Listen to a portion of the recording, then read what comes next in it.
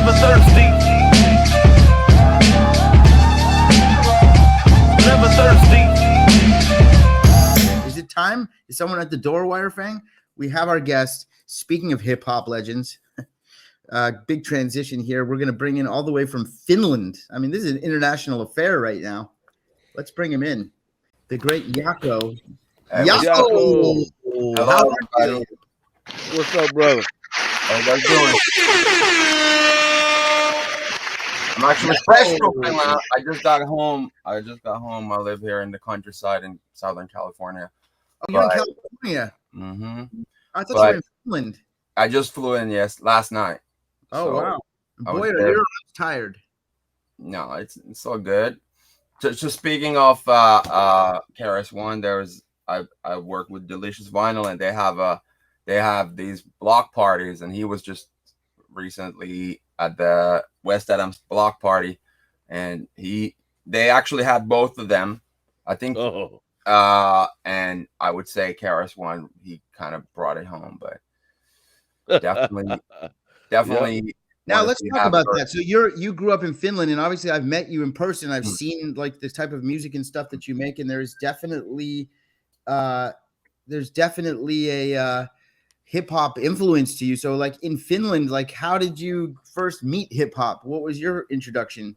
Well, I mean, it was just like the mainstream radio, like that would be early 90s, and there would be like kind of like a BBC, the government main radio, that would have a hip hop or a program that would play a little bit of hip hop. So you would have to have your cassette ready and be like, okay, now they're playing some, and then you just record. Maybe I would catch like 2-3 songs on a cassette every week, and next week I'll record a few more. So who were the artists though that you were hearing?